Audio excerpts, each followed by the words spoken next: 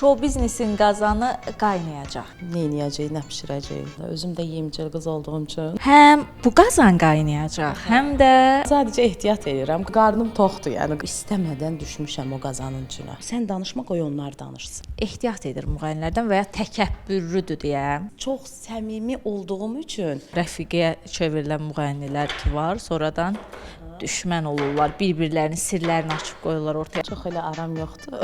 Nəsə yadına düşdü Aytac? Videoya keçməzdən öncə bu cür videoların davamının gəlməyini istəyirsinizsə, videonu bəyənməyi və bildiriş butonunu açmağı unutmayın.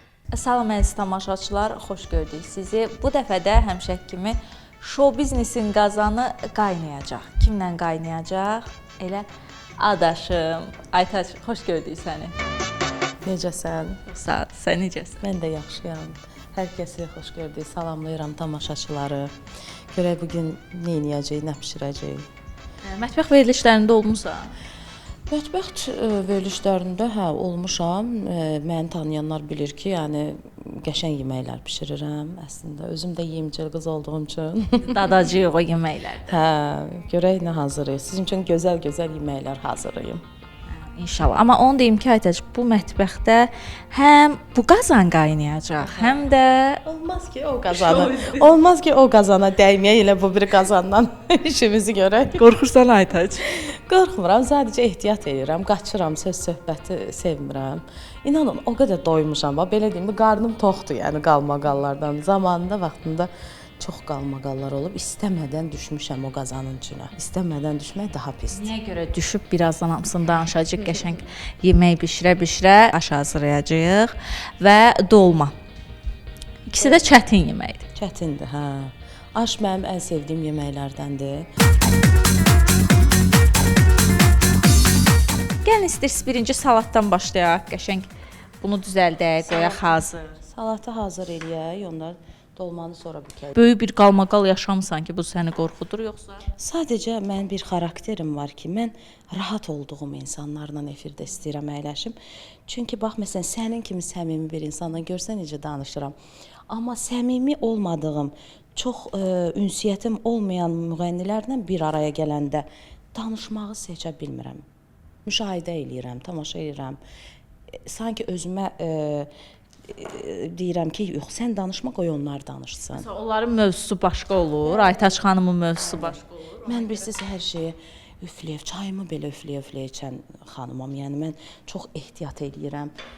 Danışanda min dəfə ölçürəm, biçirəm. Çünki bura efirdə bizə insanlar baxır. Hər nə gəldi danışmaq da düzgün deyil. Çox müğənni də deyir ki, Aytac ehtiyat edir müğənnilərdən və ya təkəbbürlüdür deyə. Lovğalan.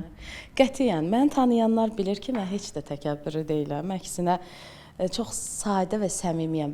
Məhz çox səmimi olduğum üçün qorxuram. Siz insanlarla bir də görürsünüz, o qədər səmimi davranıram ki, mənim səmimiyyətimi yanlış anlayırlar. Bir də hər zaman mən yaxşılıq eləyirəm insanlara. Çox yaxşı insan olmağı seçirəm. Elə bilirlər ki, bu yəni də bu elə belə də olmalıdır da. Qoy elə bu yaxşılıq eləsin. Bundan istifadə eləyək. Bu belə bir şey. Məncə düz eləyir. Çünki mən şou biznesdə az görməmişəm. Elə siz də az görməmisiniz.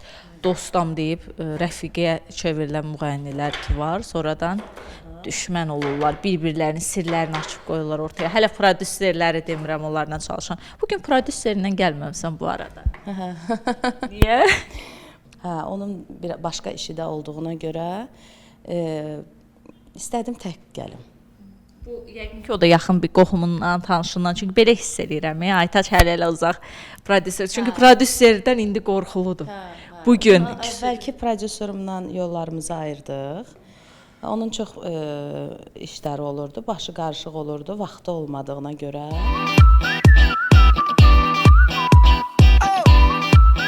dolma bükməklə necədir? Elə də, belə də, yəni nə yalan deyim, çox elə aram yoxdur. Amma bacardığım, əlimizdən gələni eləyirik də. Niyamla duetin var idi. Bəli. Bir ara qəşəng gündəmi zəbt eləmişdiniz. Bir ara deyəndə, yəni çox gözəl alındı, uğurlu alındı. duetimiz. Niyamla yaxşı idi aranız. İndi də yaxşıdır. Niyamla çox gözəldir. Niyamla aramız əladır. Ulduzlarınız barışdı. Bəli, Niyamla biz ümumiyyətlə qonşuyuq, Suraxanıda qalır o da, mən də. Yəni bizim dostluğumuz neçə illərə dayanır. Niyam da biraz kaprizlidir. Arxasıca danışmam amma Hə, mən özüm kaprizli insan deyiləm, amma kaprizli insanlarla yola gedə bilirəm. Hə, mən çox empatiya qura bilən insanam. özünüzü onun yerinə qoyursunuz asanlıq. Empatiya qura bilirəm. İnsanlarla, yəni necə deyim, anlayış göstərirəm, kompromisə gedirəm. Mən belə xanımam əslində, amma mənim də özümün tutmalarım var da, o Qoç bürcünün tutmaları var ki, gəlir. Başqa hansı kişi müğənnilərimiz var ki, sizə duet oxuyub amma deyirsən bax onda yoxa çıxmısınız. Ki yox oxumuram. Başqa duet oxumamışam heç kəslə. Qardaşım Əhmədlə duetlərim olub. Bax övladlarınıza istəyirsiniz müğənni olsun ya belə deyim də. Görək. Nəsə yadına düşdü aytacağım. Yatıma düşürə. Əslində səsləri var övladlarımın. Hə, istəyirsən yəni olsunlar müğənni, qəşəng bacarsan. İkinci peşə kimi istəyərəm. Qızımın səsi çox gözəldir. Özü qızım da mənim kimi. Mən də uşaq vaxtı elə olmuşam. Xarici estrada ilə maraqlanırdım. Mən də pop estradaya qulaq asırdım. İndi qızım K-pop musiqisinə, Koreyalılara qulaq asır, əzbər bilir. İndiki gənclərin çoxu Çox gözəl rəqs eləyir mənim qızım. Musiqi ilə, özündə adı da bəstədir. Özüm qoymuşam onun adını. Hə, yəni ki, o bəstə çox gözəl, talantlı qızdır, amma inşallah yaxşı dərslərini oxusun. Bu şou biznesin çətin yollarını keçmisən, çətinliyin bilirsən. Nə qədər ki, anası sağdır, ona dəstək olar. Mən ki varam, mən varamsa heç vaxt onun üçün şou biznesin çətinlikləri ona heç vaxt toxuna bilməz. Əgər mən varamsa, təbii ki, insan özündən də asılıdır. Gərək insan özü də ağıllı olsun, ağıllı davransın. O da mənim qızımdırsa ağıllı olacaq başqa. Görürsüz, bəzi müğənnilər kimi qorxmur. O çətin. Qorxmaq lazım deyil. Məsələn, mənim atam da mənə icazə vermir də. Çünki o qədər çətinliklər gördü, onu da anlayıram. Həm də o kişi xeylağı idi. İstəmirdi ki, qızı çətinliklər görsün. Bir qız övladı olaraq mənə rəva bilmirdi. Amma içində hardasa istəyirdi atam. İstəyirdi ki, mən sənətlə məşğul olum. Sadəcə ata kimi. Ata kimi, hə, qısqanırdı, qıymırdı. Yəni necə deyim, razılaşmırdı da ki, qızı sənət adamı olsun.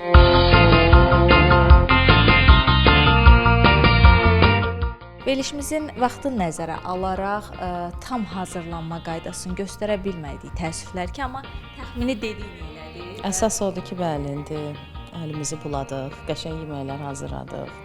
Dolmamız hazırdır, aşqaramız. Düzdür, biraz aşımızın sarı kökünü vurmağı unutdum, amma ki, aşqaranı dadlı qəşəng eləmişəm ki, o belə onu örtbas eləsin də. Və İdə də unutmadı Aytaç xanımı. Aytaç, İdədən sənə hədiyyəmiz var. Qoy elə belə Əlcəyimi çıxardım, ən yaxşısı. Əlcəyimi çıxardım, parfümümü götürüm, sıxım. Təşəkkür edirəm hədiyyəniz üçün. Minnətdaram. Gələn dəfə hansı məşhurla olacaq? Onu izləyərək görəcəksiniz. Sağ olun, salamat qalın.